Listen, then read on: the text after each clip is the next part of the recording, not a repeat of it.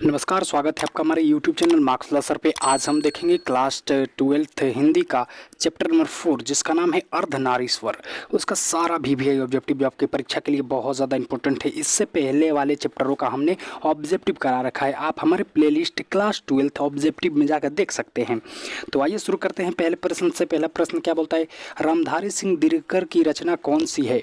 आपको बताना है इन चारों ऑप्शनों में से रामधारी सिंह दिनकर की रचना कौन सी है। ए ऑप्शन है जूठन, बी ऑप्शन है तिरिच, सी ऑप्शन है अर्धनारीश्वर, डी ऑप्शन है उसने कहा था। तो आपको बताना है रामधारी सिंह दिनकर की रचना कौन सी है। तो रामधारी सिंह दिनकर की रचना हमारा अर्धनारीश्वर है। तो हमारा सी ऑप्शन बिल्कुल सही हो जाएगा। ये देखते हैं अगले प्रश्न को। अगला प्रश्न क्या बोलता है, अर्धनारीश्वर में किस गुण का समन्वय होता है। मतलब जो अर्धनारीश्वर होता है उसमें किस गुण का समन्वय मतलब मिला होता है।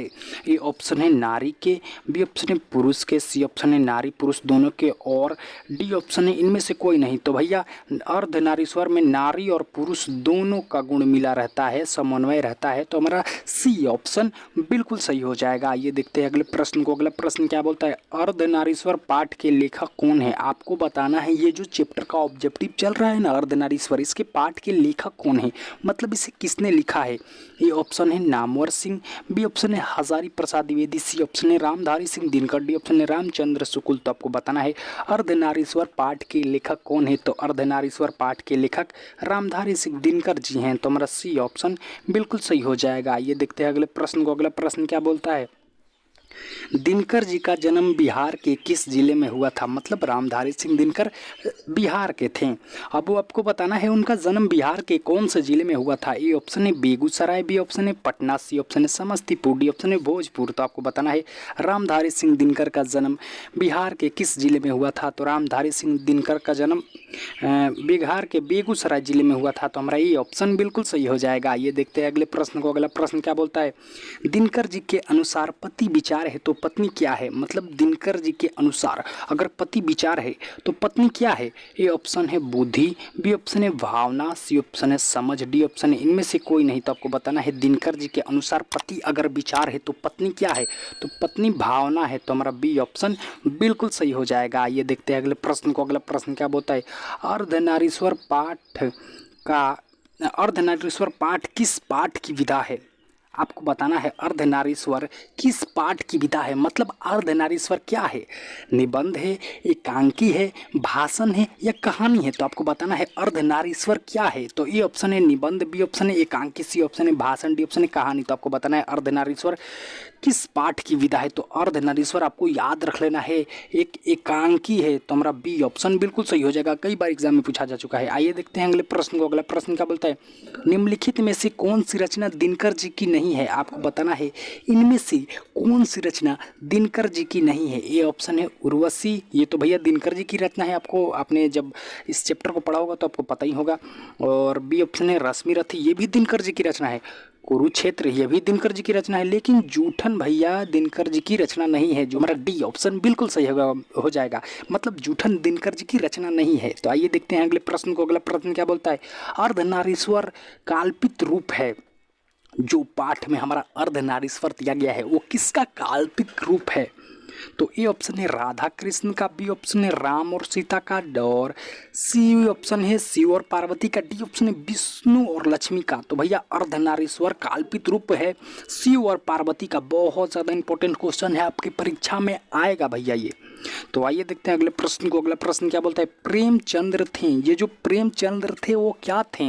ए ऑप्शन है धर्मगुरु, बी ऑप्शन है संगीतकार, सी ऑप्शन है कथाकार, डी ऑप्शन है गीतकार। तो आपको बताना है प्रेमचंद्र थे। तो प्रेमचंद्र एक कथाकार थे। तो मेरा सी ऑप्शन बिल्कुल सही हो जाएगा। ये देखते हैं अगले प्रश्न को। अगला प्रश्न क्या बोलता है, दिनकर जी का जन्म कब हुआ था। आपको बताना है दिनकर जी का जन्म कब हुआ था। ए ऑप्शन है 23 सितंबर 1908 को, बी ऑप्शन है 25 दिसंबर 1912 को, सी ऑप्शन है 28 सितंबर 1911 को, और डी ऑप्शन है 25 सितंबर 1913 को। तो आपको बताना है दिनकर जी का जन्म कब हुआ था। तो दिनकर जी का जन्म 23 सितंबर 1908 को हुआ था। तो इसका मतलब हमारा ए ऑप्शन बिल्कुल सही हो जाएगा, 23 सितंबर 1908 को। आइए देखते हैं अगला प्रश्न। अगला प्रश्न क्या बोलता है, दिनकर जी किस युग के कवि हैं। जैसे बालकृष्ण भट्ट भारतेंदु युग के कवि थे ना, वैसे ही आपको बताना है दिनकर जी किस युग के कवि हैं। तो ए ऑप्शन है भारतेंदु युग, बी ऑप्शन है छायावोत्तर युग, और सी ऑप्शन है मुगल युग, और डी ऑप्शन है छायावादी युग। तो आपको बताना है दिनकर जी किस युग के कवि हैं। तो दिनकर जी छायावोत्तर युग के कवि हैं। तो हमारा बी ऑप्शन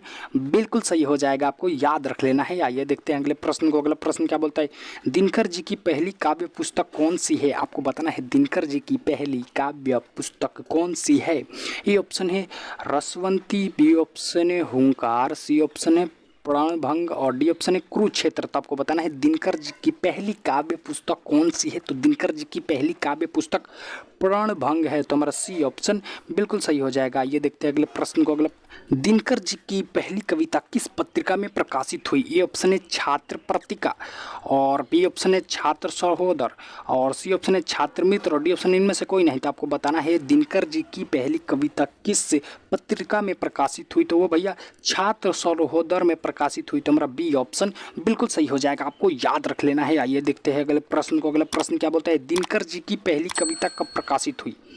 मतलब आपने तो ये जान लिया उनकी पत्रिका जो प्रकाशित हुई छात्र सरोवर में, लेकिन कब प्रकाशित हुई ये आपसे उस डेट पूछ रहा है, सन पूछ रहा है। तो ए ऑप्शन है 1940 में, बी ऑप्शन 1935 में, सी ऑप्शन है 1920 में, डी ऑप्शन है 1925 में। तो आपको बताना है दिनकर जी की पहली कविता कब प्रकाशित हुई। तो आपको याद रख लेना है एकदम कि दिनकर जी की पहली कविता 1925 में प्रकाशित हुई। तो हमारा डी ऑप्शन बिल्कुल सही हो जाएगा। ये देखते हैं अगले प्रश्न को। अगला प्रश्न क्या बोलता है, बुद्ध और महावीर ने नारियों का कौन सा अधिकार दिया। मतलब बुद्ध और महावीर ने नारियों को कौन सा अधिकार दिया। ए ऑप्शन है संन्यास लेने का, बी ऑप्शन है पति के त्याग का, सी ऑप्शन है भिक्षुणी का, और डी ऑप्शन इनमें से कोई नहीं। तो भैया बुद्ध और महावीर ने नारियों का भिक्षुणी का अधिकार दिया। भिक्षुणी मतलब जो भिक्षा मांगती है ना, पहले नारियां भिक्षा नहीं मांगा करती थी, लेकिन बुद्ध और महावीर जब आए तो उन्होंने कहा नहीं, नारियां भी भिक्षा मांग सकती है, मतलब भिक्षुणी बन सकती हैं। तो हमारा सी ऑप्शन बिल्कुल सही हो जाएगा, बुद्ध और महावीर ने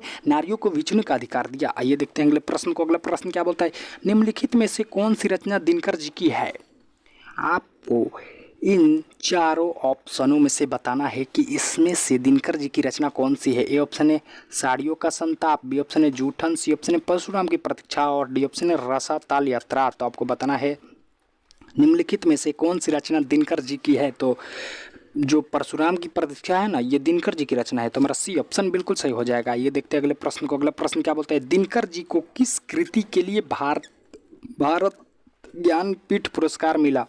आपको बताना है दिनकर जी को किस कृति के लिए भारतीय ज्ञानपीठ पुरस्कार मिला। तो ए ऑप्शन है कुरुक्षेत्र, बी ऑप्शन है अर्धनारीश्वर, सी ऑप्शन है उर्वशी, डी ऑप्शन है हुंकार। तो भैया दिनकर जी को उर्वशी जो इनकी कृति थी उसके लिए इनके भारतीय ज्ञानपीठ पुरस्कार मिला। तो हमारा सी ऑप्शन बिल्कुल सही हो जाएगा, आपको याद रखना है उर्वशी के लिए दिनकर जी को भारतीय ज्ञानपीठ पुरस्कार मिला। आइए देखते हैं अगले प्रश्न को। अगला प्रश्न क्या बोलता है, युद्ध और शांति की समस्या पर लिखी गई काव्य कृति है। आपको बताना है युद्ध और शांति की समस्या पर लिखी गई काव्य कृति है। ए ऑप्शन है कुरुक्षेत्र, और बी ऑप्शन है अर्धनारीश्वर, और सी ऑप्शन है उर्वशी, डी ऑप्शन है हुंकार। तो आपको बताना है युद्ध और शांति की समस्या पर लिखी गई काव्य कृति है। तो युद्ध और शांति की समस्या पर लिखी गई काव्य कृति कुरुक्षेत्र है। तो हमारा ये ऑप्शन बिल्कुल सही हो जाएगा, आपको याद रख लेना है। आइए देखते हैं अगले प्रश्न को। अगला प्रश्न क्या बोलता है, गंधारी थी, मतलब गंधारी कौन थी। ए ऑप्शन है अर्जुन की माँ, बी ऑप्शन है दुर्योधन की माँ, सी ऑप्शन है कृष्ण की माँ, डी ऑप्शन है बलराम की माँ। तो आपको बताना है गंधारी कौन थी। तो गंधारी भैया दुर्योधन की माँ थी। तो हमारा बी ऑप्शन बिल्कुल सही हो जाएगा। ये देखते हैं अगले प्रश्न को। अगला प्रश्न क्या बोलता है, शिव पार्वती का काल्पित रूप किस पाठ में है। बहुत ज़्यादा इंपॉर्टेंट क्वेश्चन है ये, आपको बताना है शिव पार्वती का काल्पित रूप किस पाठ में है। ए ऑप्शन है बातचीत में, बी ऑप्शन है जूठन में, सी ऑप्शन है अर्धनारीश्वर में, डी ऑप्शन है उसने कहा था में। तो आपको बताना है शिव और पार्वती का काल्पित रूप किस पाठ में है। तो भैया ये अर्धनारीश्वर पाठ में है। तो हमारा सी ऑप्शन बिल्कुल सही हो जाएगा। इसी के साथ हमारा क्वेश्चन होता है समाप्त। अगर अच्छा लगा हो तो चैनल को सब्सक्राइब करें, और इन सभी ऑब्जेक्टिवों का PDF चाहते हैं तो हमारे टेलीग्राम चैनल मार्क्स वाला सर को ज्वाइन करें।